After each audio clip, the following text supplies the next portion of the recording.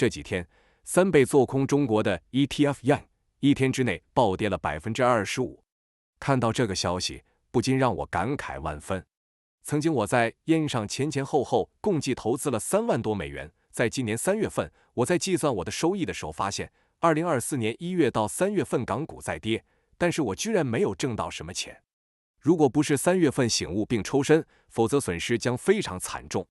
回顾价格走势，我退出时居然是在高点区域，但即便如此，我还是损失了1000多美元，折合人民币也有1万多。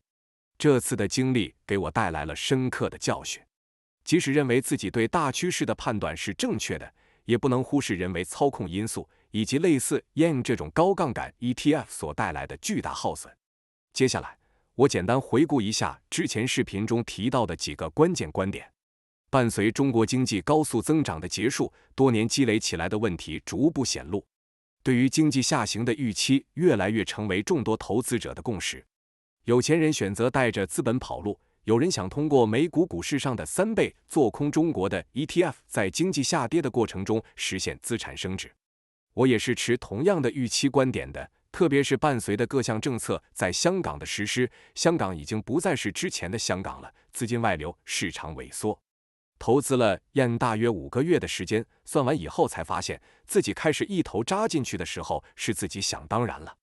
以为中国股市跌它就会涨，经过计算才知道，这个股票的耗损极其高，如果时机把握不好，完全就沦落为给基金打工的命运。美股的 Yen 跟踪的并非是中国大陆指数，而是香港的中国指数。正向对标的是在美股的基金 FXI。从长期趋势上看， FXI 与恒生指数的整体趋势基本上是吻合的，两者的差别不大。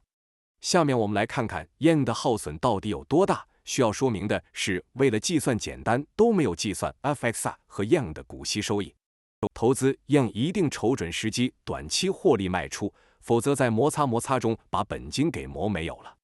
回到历史趋势的对比中，只有在趋势判断正确，而且是短时间大波动的时期内购买 Yen 才有利可图，否则基本上摆脱不掉亏损的情况。例如，在2022年2月到3月的4周时间里，随着中国50指数的快速下跌， Yen 的收益达到大增。但是如果没有看准时机，快进快出，多停留1周就会重新回归尘土。下面就看看为什么会有耗损。举个3倍杠杆 TQQQ 的例子，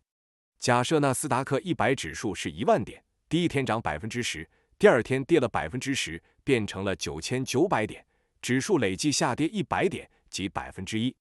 如果你用1000美元买入的是无杠杆的 QQQ ETF， 则2天后你持有净值是990，换句话说，无杠杆 ETF 没有损耗，价格和指数一致，你累计亏损10美元，也是 1%。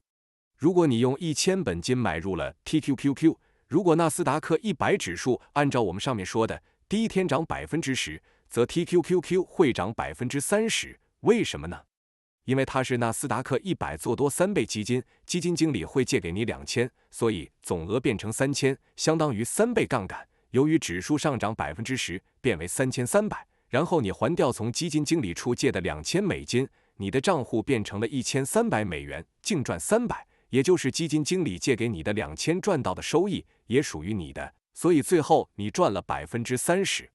但是杠杆是把双刃剑，为了保持3倍杠杆的比例，基金经理继续借给你2600美元，但是很不幸，第二天指数下跌了 10%， 你的总账户变成了3510，还掉基金经理的2600，还剩910美元，这和你的1000本金相比，累计亏损了90美元，即亏损 9%。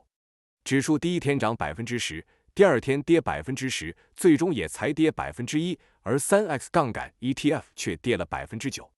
显然，即使指数恢复到原位，这个杠杆式 ETF 也涨不回原来的价格了。这种由于震荡导致的永久性亏损叫做震荡损耗，当跟踪的指数波动越大时，震荡损耗越明显。我入美股的时间不算长，投资风格也比较保守，希望能够在退休前稳定积累退休金。这次的尝试让我更加深刻地领会了谋定而后动的道理。欢迎大家关注我的频道，如果你是新股民，咱们可以一起交流滚雪球；如果您是老股民，请多多指点，不吝赐教。